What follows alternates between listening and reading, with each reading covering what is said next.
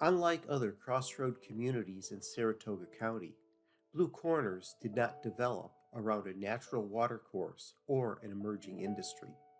This tiny hamlet on the western edge of Saratoga County came into being to supply the needs of teamsters carrying raw materials and finished products between the Mohawk and Sacandaga valleys. In this video, we will explore the surprisingly complex history of this hamlet on the western edge of Saratoga County's town of Charlton, in a story that reveals how Blue Corners emerged from unbroken wilderness 250 years ago, flourished for a time, to finally become the quiet farming community it is today. What was once the commercial center of Blue Corners is 12 miles west of Ballston Spa on Route 67, just a short distance north of the intersection of West Line Road.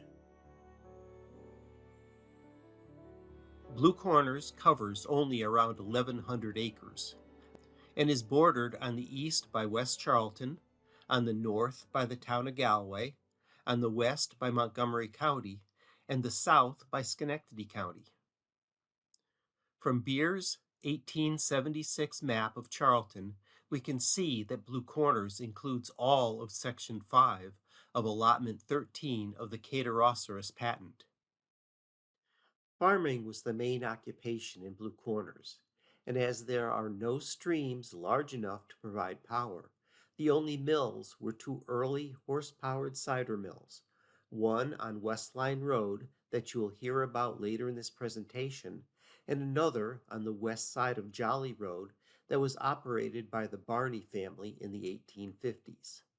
The only other business in Blue Corners was blacksmithing, a tavern, hotel, and a scattering of small, short-lived stores. Beyond the closing of all businesses, little has changed over the last 160 years. During this presentation, we will look into these aspects of the history of Blue Corners: the Catarrhorsatus patent in Blue Corners, the wilderness around Blue Corners, the rise and fall of the hamlet, the Brotherson era at Blue Corners, and Blue Corners Business Center. The Catarrhorsatus patent in Blue Corners. In 1708, the governor of the colony of New York granted to Adrian Hoagland and 12 others the Catarrhorsatus patent. The tract covered nearly all of what would become Saratoga County, as well as parts of Montgomery, Fulton, and Warren counties. What is now Blue Corners was originally part of the first Albany County, one of the original 12 counties of colonial New York, established by Governor Dongan in the late 1600s. Tryon County was created from Albany County in March of 1772. It was named after William Tryon, the last provincial governor of New York.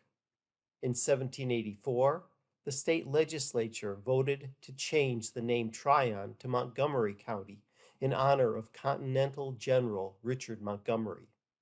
Saratoga County was separated from Albany County in 1791.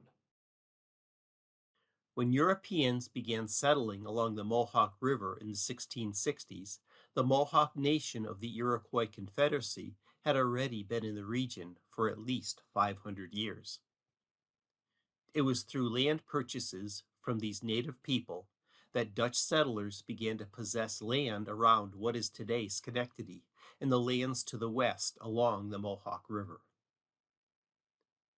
One of these purchases, said to have been obtained through a deed of the chief of the Mohawks in 1703, became what is now known as the Catarrhorsatus patent. It was not until 1763 that the patent owners began to have the land settled, starting with an area along the shore of Saratoga Lake. When the Native Americans realized that the patent encompassed far more land than they had agreed to sell, they drove those attempting to settle off the patent, and at the same time they appealed to Sir William Johnson for a resolution. Sir William Johnson was a British Army officer from Ireland. As a young man, Johnson moved to the province of New York to manage the estate of his uncle Peter Warren.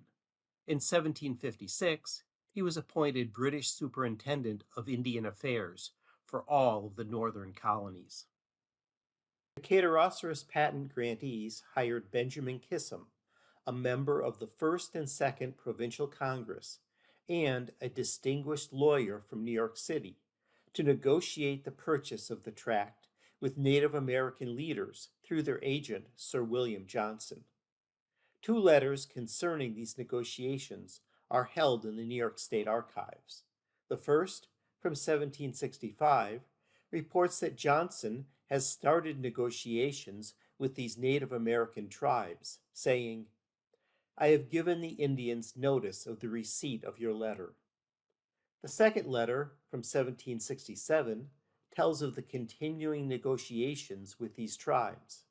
"Sir, when we were at Albany last summer, we received your answer to our letter relative to the settlement of the Catarrhorsa's dispute with the Indians." After 5 years of negotiation between the officials of New York and the native tribes, the boundaries were established and a payment of $5,000 made to the native people. The land was transferred to the patent owners and surveyed. The surveyed parcels were then distributed by lottery to the heirs of the 13 original patent holders.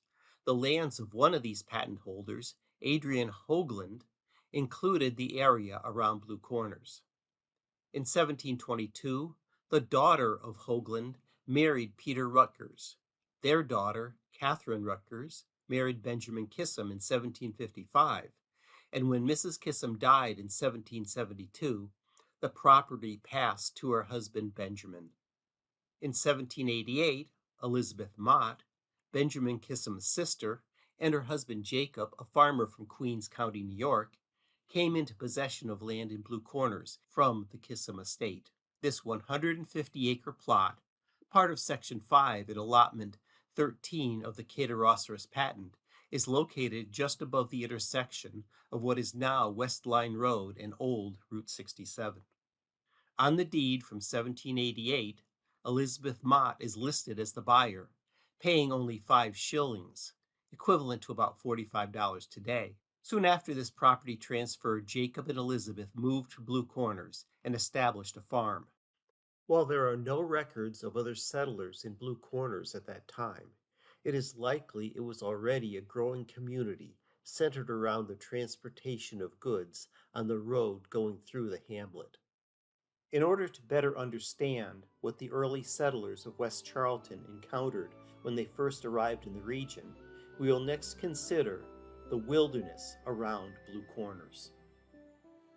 In the rural setting that dominates this area today, it is difficult to imagine it once being a wild and uninhabited wilderness in every direction.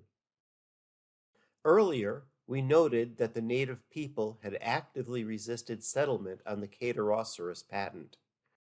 This left a large area to the east and north of Blue Corners unoccupied until at least the early 1770s. The western border of Blue Corners that became Montgomery County, also a part of the Catarrhorsa's patent lands, was not settled until 1768, when Jeremiah, Nicholas, and Frederick de Graaf purchased 800 acres of land between what is now Amsterdam and Cranesville. South of Blue Corners was the 4th Ward of the city of Schenectady. As both protection and goods came from this direction, we will now spend some time looking into the history of this area. Called by the early Dutch Woestijne, is best described using these words from Glenville town historian Percy M. Van Epps. Deserted by the red man for hundreds of years, a borderland between the warring Mohawks, whose nearest villages were some 20 miles up the river, and the Algonquin nations of the valley of the Hudson and New England. This portion of the lower Mohawk Valley, threaded of course by various Indian footpaths, remained a true wilderness until long after the Dutch built their homes in Schenectady. Woestijne taken from the Dutch woestijnge, a synonym for their word for wilderness, but one that carries a stronger emphasis on the savage and ferocious aspect of an undeveloped place untouched by human influence. By decree of the original Schenectady patent holders, this wild and rugged region that sat above the inhabited open flatlands along the north side of the Mohawk River was set aside as common lands. Here, Schenectady residents could obtain firewood, timber for their buildings, as well as use of the tract as pasturage for cattle, hogs, and sheep, for those willing to risk their stock in the densely timbered hills infested in those years with wolves and panthers. This thick virgin forest, untouched except for Native American paths, was nominally under the control of the Albany militia, whose closest outpost was Tinker Hill, on the western edge of the village of Scotia and over 10 miles from Blue Corners. This does not mean that there were no settlers on this tract, as the hamlet of Glenville had been established by the 1780s, though those families did not gain ownership until after the town of Glenville was established in 1820. In 1782, only 6 years before the arrival of the Motts in Blue Corners, a band of roving St. Regis Indians had attacked the Joseph Gonzalez family. This family had come into the area in 1770, having leased a 1,500-acre farm on the eastern border of Blue Corners. In the skirmish, Joseph Gonzalez and his son Emmanuel were slain. While all of this was happening, a Native American who remembered a kindness from the past released young Joseph Jr. to escape to the house where his mother, sister Dorcas, and 18-year-old brother David were hiding. David hitched up a wagon and drove the family 7 miles to Cranesville and the Mohawk River. Their son John and a hired man were taken captive. In hopes of freeing the captives, a company of Albany militia, led by Captain Tunis Swart, followed the natives along a path that passed through Charlton near Blue Corners. At Fish House, the trail became indistinct and pursuit was abandoned. John and the hired man were taken to Canada for the duration of the war. During his captivity, John's surname was recorded as Gonzalez, a name he used for the rest of his life. Unable to make payments on the lease, the Gonzalez family lost the property and it remained unsettled until around 1790, when Tunis Swart purchased property along what is now DeGraff Road. After his return from captivity, John also began buying property on the eastern edge of the tract his family had lost. Today, Consall Road off Route 67 in Charlton marks the location of this farm. Next, we will consider how and why Blue Corners emerged from this wilderness to become a stopping place for those carrying finished products and raw materials to and from the Mohawk Valley. The rise and fall of the hamlet. At the border of what is now Montgomery and Schenectady counties, on the north side of the Mohawk River, was a tract of land known by the Mohawk people as Androsha, a word that means valiant in their language. This land was purchased directly from the native people by Hendrik Cuyler in 1685 and was renamed by the Dutch Klaas Gravenshoek, their name for a hook or curve in the river in that vicinity. In 1699, descendants of Cuyler sold the property to Carl Hansen Toll for 160 pounds.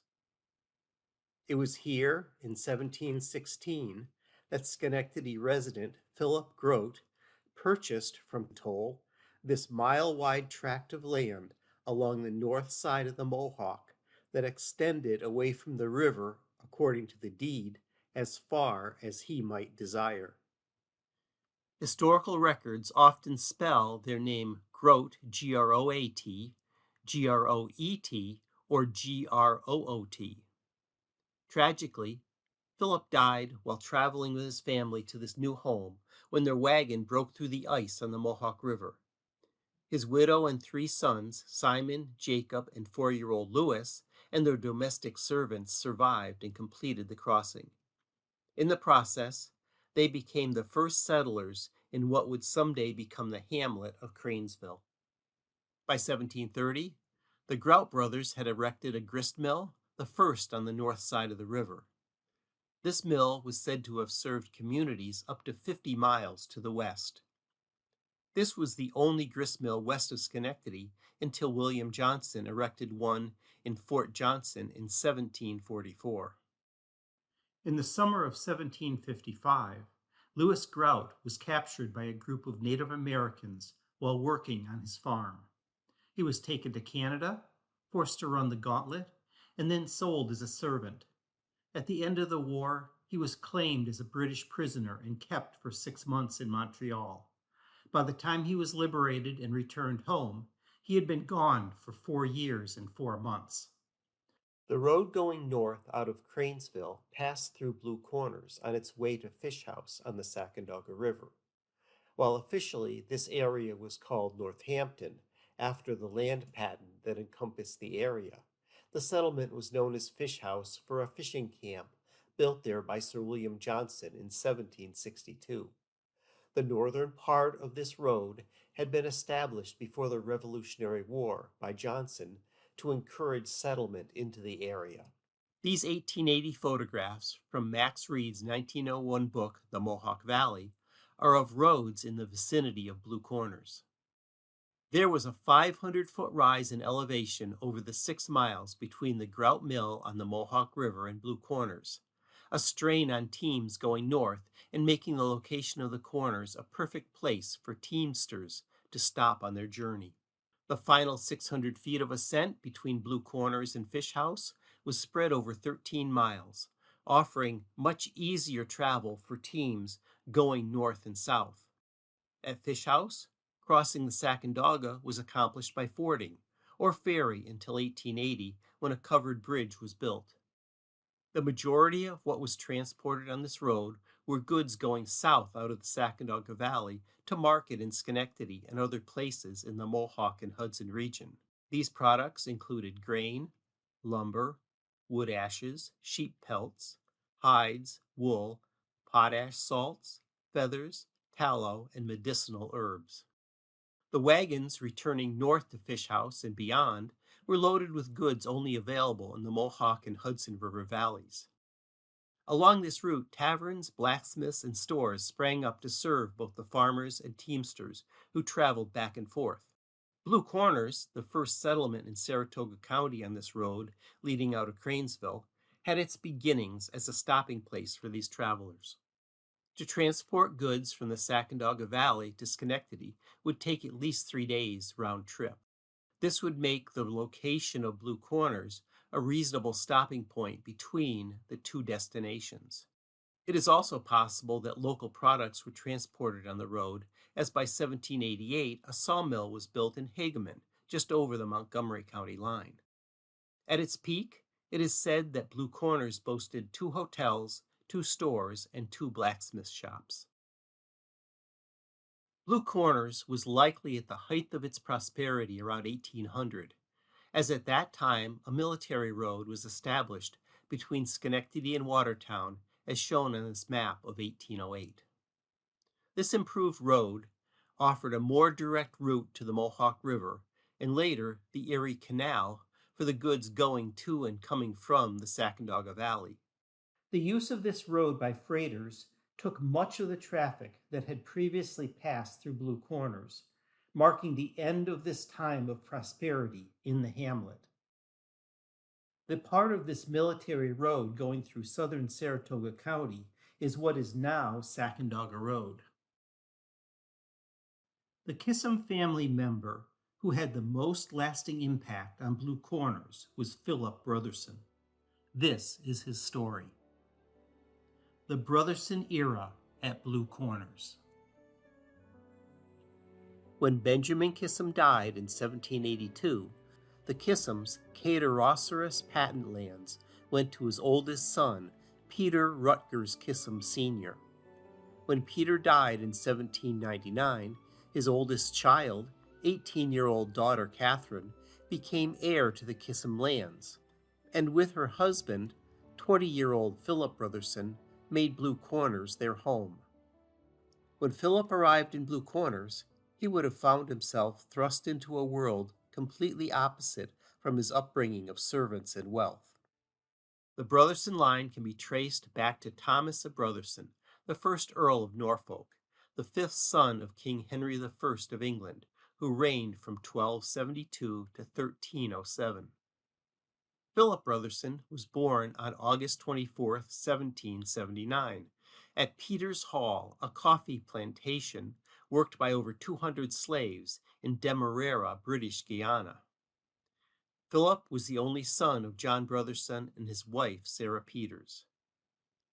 Soon after Philip was born, the family traveled to New York, where their two daughters, Anne and Eliza, were born.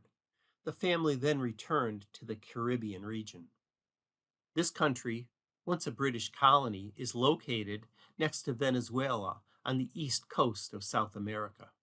After control of the region had been passed between the Dutch and French for over 100 years, the area was taken over by the United Kingdom in 1814.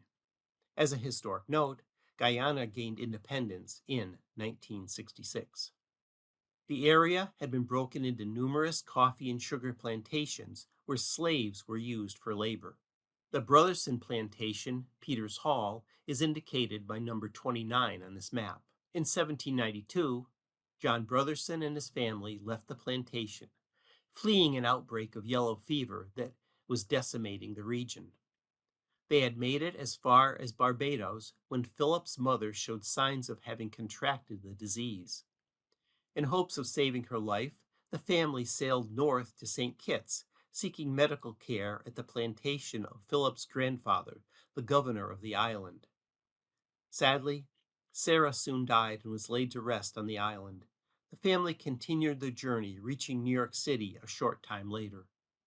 By 1800, Philip's father, John, had purchased a 240-acre estate on the Hudson River in Cortland, a few miles south of Peekskill, New York. There is very little ever recorded concerning the life of John Brotherson. Not even his date of birth and death are found in genealogies or other records. While growing up along the Hudson in Cortland, Philip was educated and given training in the mercantile trade. Having spent his early years in Demerara, he had grown up in a world that was dominated by slave labor. His father continued to own slaves during the years he lived in Westchester County. In the 1800 census, John is listed as keeping one slave. By 1810, that number was increased to 3. It was during his years in Cortland that Philip met and spent time with writer Washington Irving. In one Irving biography, they give credit to Brotherson for having a friendship that was intimate enough to allow him to offer criticism of the budding author's ideas. In 1801, Philip Brotherson became part of the Kissam family when he married Catherine Kissam at the Trinity Church, Wall Street, Manhattan, New York. Both the Brotherson and Kissam families were members of this congregation. It was soon after their marriage the couple moved to Blue Corners. One reason that Philip and Catherine may have come to Blue Corners was to take over management of the tenant properties from Elizabeth Mott, the sister of Benjamin Kissam, living at the Corners during that time. Both the Motts and the Brothersons were slave owners during these years, with Philip having one slave in his household in 1810. Elizabeth's husband Jacob had died in 1798, and Elizabeth passed away in 1810, not long after Philip and Catherine had arrived in the area. Jacob and Elizabeth's son, Whitehead Mott, continued to work the family farm after the death of his mother. It was at Blue Corners in 1802 that Philip and Catherine's first child, Eliza A., was born. Over the next 11 years, they would have 4 more children: John in 1808, twins Philip Charles Hamilton and Peter Rutgers Kissam, born in 1811, and Benjamin in 1819. From the time of his arrival, Philip took an active role in managing and selling the extensive Kissam land holdings in the Saratoga County towns of Day, Galloway, Corinth, Northumberland, Hadley, Edinburgh, Clifton Park, and Saratoga. The sales of property by the Kissams across Saratoga County was so extensive that a whole page is devoted to listing early Kissam land sales in the Saratoga County Clerk's Office. The earliest evidence of Philip's work on behalf of the Kissam heirs is shown in a lawsuit brought by him in 1808 against John Douglas for his alleged theft of lumber from one of their properties in the town of Northumberland. Philip Brotherson is listed before any of the Kissam heirs in this action. The lawsuit was successful, and the family recovered $50 for damages and another $31.47 to cover their costs in bringing the lawsuit. Along with his work managing the Kissam land holdings and supporting his family, Philip Brotherson also gave time to serve his country and community. During the War of 1812, he was appointed ensign in Saratoga County's 9th Brigade, 32nd Light Infantry Regiment. To serve his town, in 1813 he was Justice of the Peace for Charlton. In 1827, Philip and two other men petitioned the New York State Legislature for appointment as road commissioners. Catherine Kissam Brotherson passed away in July of 1822. To add to Philip's grief, around the time of Catherine's death, Philip's father passed away in Cortland, Westchester County. Philip and the other Brotherson heirs put John's estate up for sale. With Philip now the sole parent to 5 children under the age of 14, the same year as Catherine's death, Philip married 28-year-old widow Alice Lansing Odell. Alice brought with her into the marriage at least one child, Elizabeth. With Alice, Philip would have 4 girls, Alida, Sarah, Helen F., and Anna K. In 1823, Philip Brotherson purchased his first piece of property in Blue Corners, and there he established a farm. In the agricultural census of 1850, 71-year-old Philip's farm was valued at $2,500. He had 2 milk cows producing 400 pounds of butter and 200 pounds of cheese. From the 100 improved acres, he harvested 10 tons of hay, 50 bushels of corn, 30 bushels of oats, and 80 bushels of Irish potatoes. Philip Brotherson died in 1854 at the age of 75. He was laid to rest in Blue Corners Brotherson Cemetery next to his wife, Catherine. He gave the children of his first wife all the lands inherited by their mother and released any debt owed him by any of his children. His second wife, Alice, received all the property that Philip had purchased after his first wife's death, with additional funds set aside to provide for the education of their 4 daughters. The Kissam heirs began to sell off their remaining holdings in Saratoga County, starting in 1843. Over the next 23 years, they would sell over 18 parcels, many of them 100 to 150 acre tracts. These sales brought in $6,200 to the Kissam estate and ended their property ownership in the county. The last of Philip Brotherson's children from his first wife, Catherine, to live in Blue Corners was their daughter, Eliza.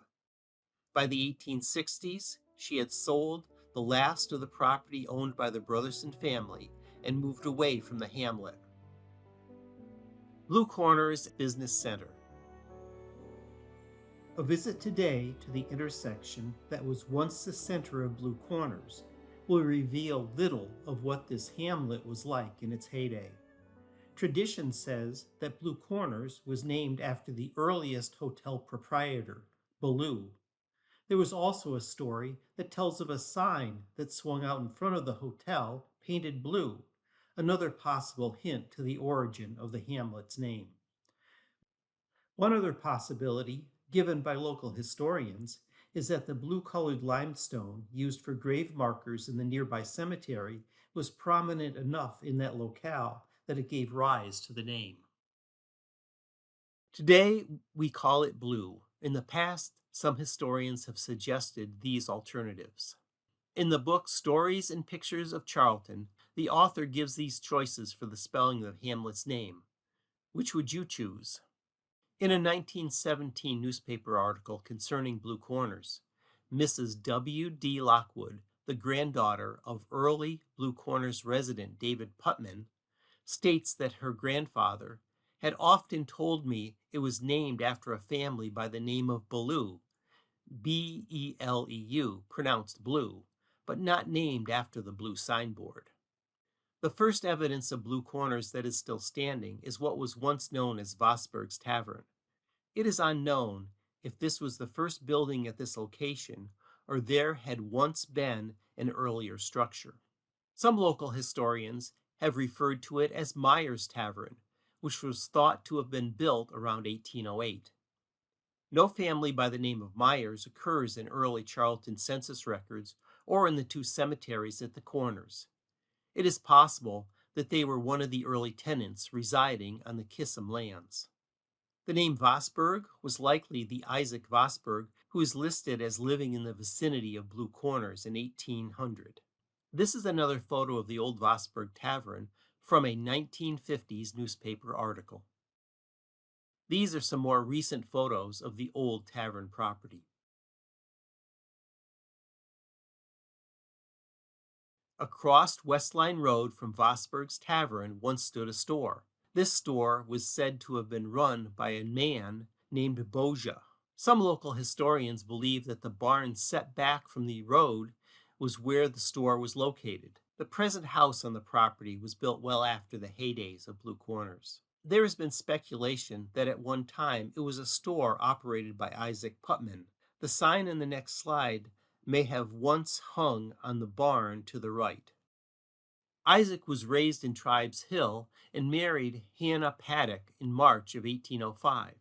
Isaac first learned the blacksmith trade but changed careers and engaged in the mercantile business in Cranesville. Here he met with considerable success as during that time the nearby Erie Canal was under construction. It is said that at age 44, he retired from his mercantile business and bought a farm in the hamlet of Blue Corners. We'll hear about Isaac again in connection with the next property. As mentioned earlier, Elizabeth Mott, Benjamin Kissam's sister, and her husband Jacob came into Blue Corners in 1788. In the 1790 census, taken just before Saratoga County was separated from Albany County, we find Jacob Mott and his family listed. In 1820, Catherine Brotherson's uncle, Richard Sharp Kissam, bought the 150-acre farm that Jacob and Elizabeth had purchased from the Kissam estate 32 years earlier. Richard was a well-known physician who had served as a surgeon at New York Hospital for 30 years. Only 57 years old when he purchased the farm, he soon began the construction of a mansion. While it is assumed that Richard planned on using the mansion at least in the summer, his plans ended when he passed away in 1822 in New York City. In 1825, his heirs sold the property to Isaac Putman for $3,000, a drop of $1,800 from what Richard had paid 5 years earlier. From first-hand observations many years later, final work on the Richard Kissam mansion had halted soon after Richard's death, and parts of the inside were never finished. This information comes from Percy Van Epps, the first Town of Glenville historian, and a direct descendant of the family that purchased the property from Richard in 1825. It was around 1870 that the then 10-year-old Van Epps visited the mansion. Van Epps provided the only details of this mansion when he was interviewed for a Schenectady Gazette article in the 1930s. Standing diagonal to the course of the highway, evidently built to conform with the cardinal points of the compass, the house would first attract the visitor's attention by its large front entrance crowned with an elaborate window. The other small paned windows on the ground floor each had a wooden shutter, solid except for a small crescent-shaped opening near the top. Van Epps also told of rope-like molding under the eaves and 2 mammoth fireplaces. Outside was a cistern for rainwater that he described as being built underground with 2 or more arches. The farm also included a cider mill behind the mansion. The odd mill utilized upright wooden rollers. One roll was turned by a horse hitched to a long pole or sweep. The apples were fed between these rollers, and cider wrung out like an old clothes wringer wrings cloth. It is likely that the Isaac Putman sign mentioned earlier was taken from this house, as Van Epps noted in his description of the property that in the attic were numerous items that appeared to be merchandise left over from when a previous occupant owned a store. To the east of Vosburg's tavern mentioned earlier is the Vosburg Cemetery. In 1879, Cornelius Durkee described the cemetery as a walled enclosure a few rods north of the main road in the little hamlet of Blue Corners.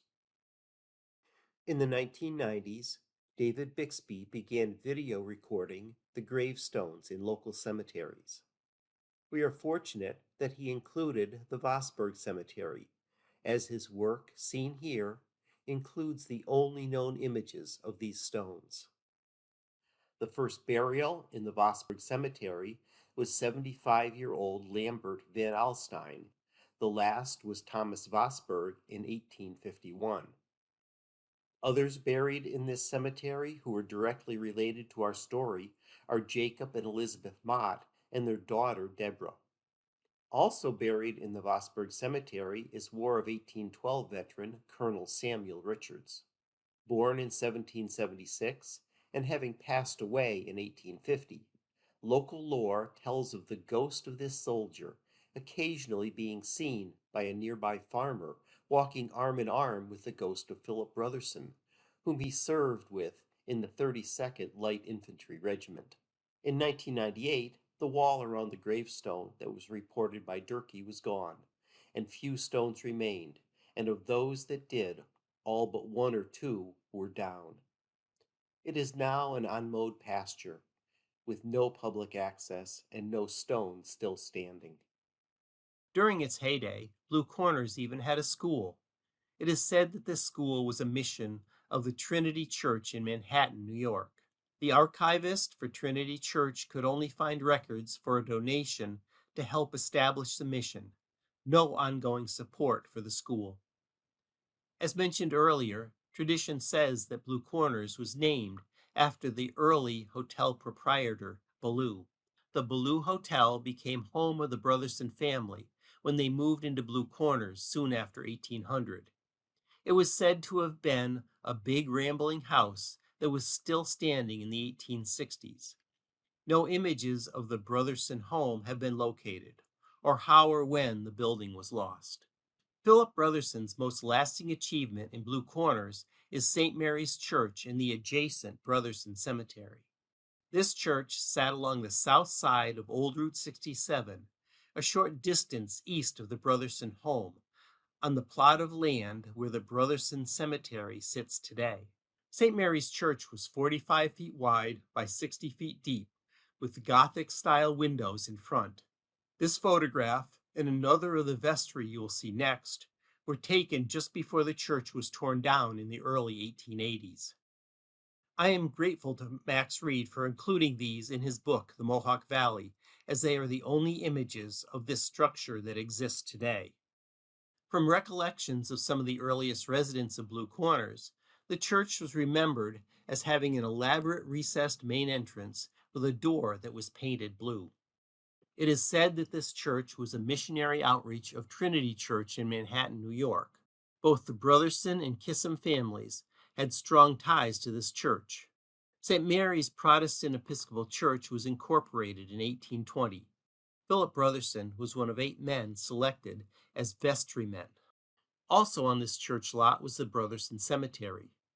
Durkee's 1879 cemetery report described it as an unfenced lot east of St. Mary's Episcopal Church in the little hamlet of Blue Corners. The cemetery is entirely neglected, and many of the stones are broken and falling. In 1998, the sign Brotherson Cemetery was over the gate. By that date, very few stones were still left standing. On the property at the time the church was built was approximately 60 graves marked by pieces of blue limestone. The stones were of different sizes that designated the graves of adults and children. It has always been assumed that this property was originally a Quaker cemetery, but no records have yet been located to identify the origin of this religious society. After the death of Philip Brotherson in 1854, St. Mary's Church no longer had an organized congregation, and the building fell into disrepair. During those years, other denominations used the building for prayer meetings and Sunday school. It was also used for services by a group of Covenanters. After the Covenanters stopped using the church, it quickly fell into decay, though as late as 1877, a spelling bee was held in the church as the crowd was too large for the schoolhouse to accommodate. In Cornelius E. Durkee's 1879 book, Saratoga County Epitaphs, he gives this report on the church and cemetery. The church is a wooden building in a dilapidated and ruinous condition, abandoned by the parish, the members of which are separated and dispersed. Durkee went on to say that the cemetery was entirely neglected and many of the stones were broken and failing. The tomb of Catherine Brotherson by this time was already damaged by the growth of a nearby tree, and the gravestone of her husband Philip was broken in two. This is a recent photograph of Catherine's collapsing tomb and Philip's broken gravestone. Around 1880, the church was in such poor condition it was torn down, with only the vestry and front entrance left standing for a time. Today, these broken stones and Brotherson Cemetery sign are the only evidence of this church or the early families who are buried here. Of Blue Corners itself, only the old Vosburg Tavern on the north corner of the intersection and what was once the Kissam Mansion further north on West Line Road are still standing. I will end with some photographs of this neglected and abandoned cemetery as it looks today.